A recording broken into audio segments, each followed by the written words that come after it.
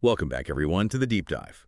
Today, we are jumping right into, well, a global financial clash. It's this high-stakes drama, really, that's kind of quietly reshaping things behind the scenes. From the price of your morning coffee right up to the global balance of power. We're talking about the U.S. dollar still mighty, but also the growing power of the BRICS bloc. It's a real tug of war for financial dominance. So, okay, the stage is set. Who are the main players in this financial tussle? And what moves are they making? On one side, you've got this expanded BRICS group. That's Brazil, Russia, India, China, South Africa, plus the newer members, right? Egypt, Ethiopia, Indonesia. And Iran, the United Arab Emirates. Yeah, it's quite the collective now. It really is. And on the other side, naturally, the United States, specifically under President Trump's second term, which is already proving interesting. So our mission here today is to unpack all this, the geopolitical drama around de-dollarization, how the U.S. is responding, and crucially, why this whole thing actually matters quite a bit to you. Absolutely. And, a really key moment to understand this whole dynamic was the recent 17th BRICS Summit. It just wrapped up in Rio de Janeiro, July 6th and 7th, 2025. Hosted by Brazil, right. Exactly, under Brazil's presidency.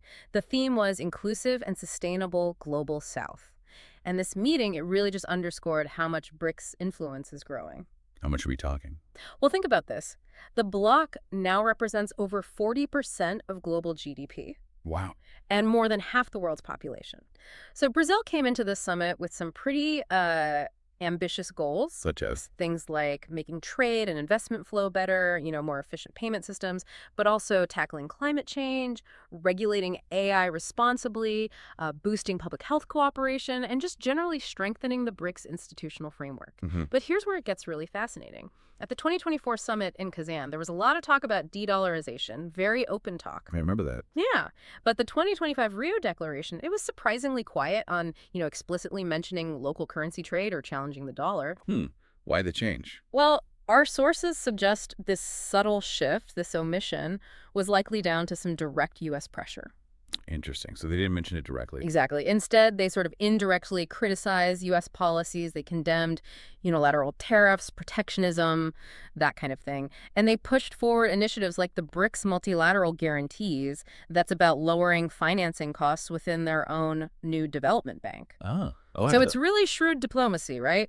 Brazil is basically dancing on a geopolitical tightrope here. They're trying to strengthen BRICS, build those ties, but without completely upsetting their pretty crucial trade relationship with the U.S. That's a delicate balancing act for sure. Yeah. And then on the other side of this equation, you have President Trump, not exactly known for subtlety. His second term started January 20th, 2025, and he's definitely making waves already. We hear the aggressive talk, but what's the real anxiety for the U.S. here? What are they actually afraid of losing if the dollar gets challenged? Look, for the U.S., it really all boils down to the dollar. Its role is absolutely central to American economic power. It's their superpower almost. You could say that. It's what allows the U.S. to sustain huge fiscal deficits, to wield sanctions in a way no other country can, and essentially to kind of set the rules for global finance. And the stats back that up. Oh, absolutely. The dollar handles nearly 80% of international trade transactions. And it makes up, about 59% of global central bank reserves? That's massive.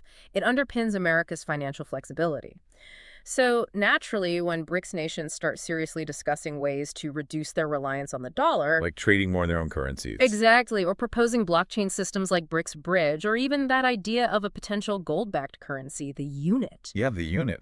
All of that is seen in Washington as a direct, almost existential challenge. And Trump's America First policies, particularly after the November 2024 election, they actually strengthened the dollar. Oh, right. The irony. Huge irony, because that strength then weakened currencies in BRICS countries, the yuan, the ruble, the real, which predictably just pushed them even harder to find alternatives. And Trump's response was? Well, pretty direct threats. We saw specific posts on Truth Social back in November 24 and again in January 25 warning about tariffs, like 100% tariffs, on countries using other currencies. He even declared BRICS is dead at one point, claiming his threats had silenced them. And if you zoom out a bit, the geopolitics here are huge. BRICS now includes countries like Russia, China, Iran nations actively looking for ways around U.S. sanctions. Makes sense. You see Russia pushing for oil trades and yuan, the petroleum idea. China's using the renminbi more and more, especially with Gulf nations. That directly eats into the dollar's role in pricing key commodities like oil. Is that significant yet? It's growing. In 2023, about 20% of oil trades were already happening in non-dollar currencies. So Trump's tariffs, you have to see them in this context. They're a form of economic coercion, an attempt to basically scare countries away from expanding BRICS further or pursuing de-dollarization too aggressively. It shows a real fear in the U.S. about losing that financial leverage. That really clarifies the U.S. position and what's driving it. This idea of a shifting world order naturally brings up the big question. What about an actual dedicated BRICS currency? Now, you said it wasn't really pushed at the Rio Summit this year, but it's definitely still an ambition for some members, right? Like Russia, maybe Brazil. That's right. It's a long-term goal for some. And we definitely heard about it at the Kazan Summit in 2024, that potential gold-backed unit currency meant to rival the dollar. So hypothetically, if something like that did actually come about, what would the real threats be? Okay, yeah, let's explore the what-ifs. If a viable BRICS currency emerged, the threats are potentially quite significant. First, you'd likely see reduced demand for the U.S. dollar. Meaning, if BRICS countries and their trading partners started using this new currency, or even just traded much more in their existing local currencies, fewer people would need dollars. That could weaken the dollar's value, which in turn makes it more expensive for the U.S. to borrow money, and it limits their ability to run those large deficits we talked about. Okay, that's major. What else? Second, it could seriously erode the power of U.S. sanctions. A big part of why U.S. sanctions are so effective is the dollar's dominance in the financial system, especially through systems like SWIFT. Right, cut them off from the dollar system. Exactly. But if there's a viable alternative, a BRICS currency or maybe one of these alternative payment platforms they're exploring, like Russia's blockchain idea, countries could potentially bypass those U.S. restrictions. That would be a huge blow to American geopolitical leverage. Okay, reduced demand, weaker sanctions. Anything else? Third, a big one, impact on global trade. The dollar is king when it comes to pricing major commodities, especially oil, the petrodollar system. If oil starts getting priced and traded widely in a BRICS currency, or even the petroleum, Which Saudi Arabia has apparently considered. they have, that could seriously disrupt U.S. financial markets, maybe even contribute to inflation risks back home. It would be a fundamental shift. But, and this is a really important but.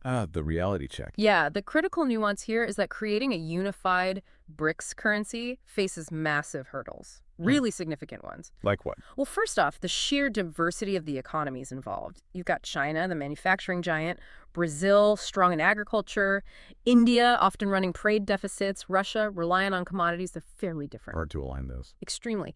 A common currency needs deep integration, things like a banking union, converging fiscal policies, a powerful central bank.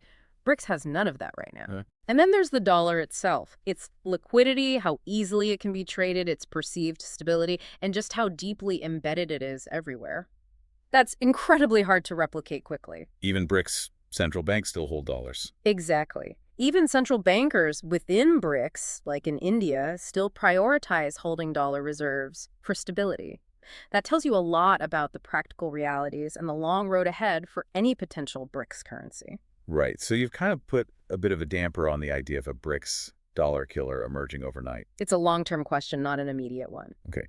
But even without that single currency, is the U.S. position as strong as it projects? Could this aggressive stance, the tariffs and threats, actually backfire? Are they maybe, overplaying their hand here against BRICS? That's a really good question. And yes, there are reasons to think the U.S. might be facing real constraints, even with Trump's aggressive tactics. Especially because, as we said, BRICS countries are finding ways to trade more amongst themselves using their own currencies. That inherently weakens U.S. economic leverage. So what are these constraints on the U.S.? Well, first, just the sheer economic weight of BRICS. You can't just dismiss 40% of global GDP and 55% of the world's population. It's a massive economic force. Right. And crucially, they are boosting trade within the bloc without needing some fancy new currency. Look at Russia and China. Apparently, 80% of their trade is now in yuan and rubles. India and the UAE have local currency agreements. They're actively working to reduce dollar dependency, bypassing systems like SWIFT where they can. That insulates them to a degree. Second, there's definite global pushback brewing against these U.S. policies. Trump's tariff threats, remember, he announced a potential 10% baseline tariff on BRICS imports during the Rio Summit Yeah, itself. that caused a stir. Right. That risks escalating trade wars, which could mean disrupted supply chains, higher prices for American consumers. You know the drill.